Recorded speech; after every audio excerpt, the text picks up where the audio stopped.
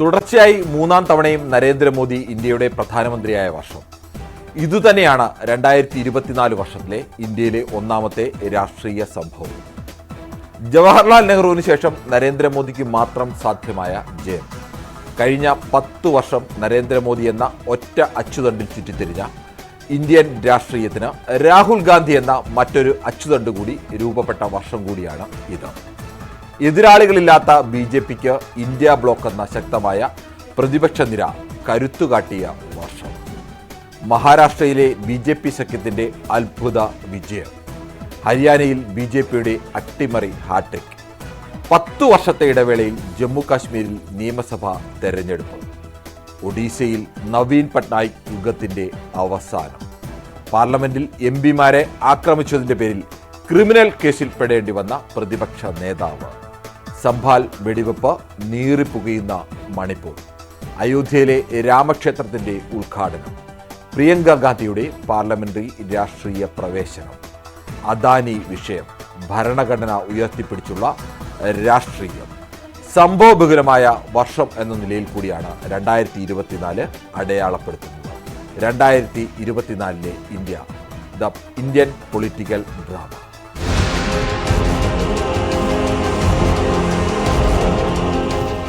നരേന്ദ്രമോദിയുടെ മൂന്നാം ജയം. 2024 ഇന്ത്യയെ ആദ്യം അടയാളപ്പെടുത്തേണ്ട ആദ്യ രാഷ്ട്രീയ ചിത്രം. ഇന്ത്യൻ രാഷ്ട്രീയ ചരിത്രത്തിൽ തന്നെ തിളക്കമാർന്ന വിജയം.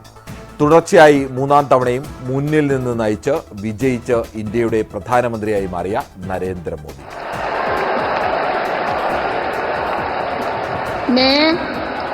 मैं नरेंद्र दामोदर दास मोदी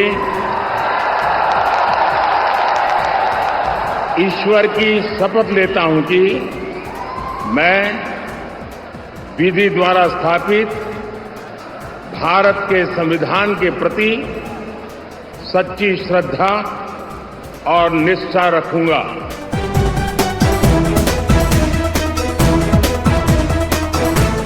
ജവഹർലാൽ നെഹ്റു ഇന്ത്യയുടെ ആദ്യ പ്രധാനമന്ത്രി. തുടർച്ചയായി 3 തവണ പൊതുതെരഞ്ഞെടുപ്പിൽ കോൺഗ്രസിനെ നയിച്ചു. മികച്ച വിജയം നേടി പ്രധാനമന്ത്രിയായി. 1964 നെഹ്റുവിന്റെ മരണശേഷം മറ്റൊരു ഇന്ത്യൻ രാഷ്ട്രീയ നേതാവിനും ഈ ജയം സാധ്യമായിട്ടില്ല. നെഹ്റുവിന്റെ ഈ റെക്കോർഡിനൊപ്പം നരേന്ദ്രമോദി എത്തിയ വർഷമാണ് 2024.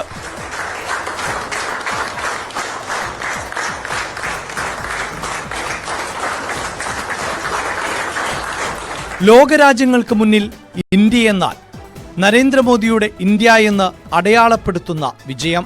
2014-ലും 2019-ലും BJPക്ക് ഒറ്റയ്ക്ക് കേവല ഭൂരിപക്ഷം കടക്കാനായി എങ്കിൽ ഇക്കുറി അതിനായില്ലെങ്കിലും ഭൂരിപക്ഷം ഉറപ്പിക്കാനും ഭരണം ഉറപ്പാക്കാനും മോദിയുടെ നേതൃത്വത്തിൽ NDAയ്ക്കായി. മോദിജി കോ ജയ് ശ്രീറാം, മോദിജി കോ ജയ് ശ്രീറാം, മോദിജി വികാസ് കേ, ഭാരത് മാതാ കി, ഭാരത് മാതാ കി.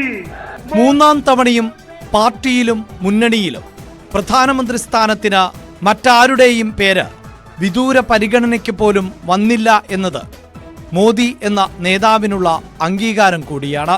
പാർട്ടിയിലോ മുന്നണിയിലോ ഗൗരവമുള്ള എതിർശബ്ദങ്ങളില്ലാത്ത നേതാവായി മോദിക്ക് തുടരാനാകുന്നു എന്നതും മൂന്നാം തവണയും പ്രധാനമന്ത്രി കസേരയിൽ അനായാസം നരേന്ദ്രമോദി എത്തിയെന്നതും ചരിത്രത്തിലെ തിളക്കമാർന്ന ജയം അടയാളപ്പെടുത്തലാണ്. भारत माता की, भारत माता की, वंदे वंदे वंदे वंदे.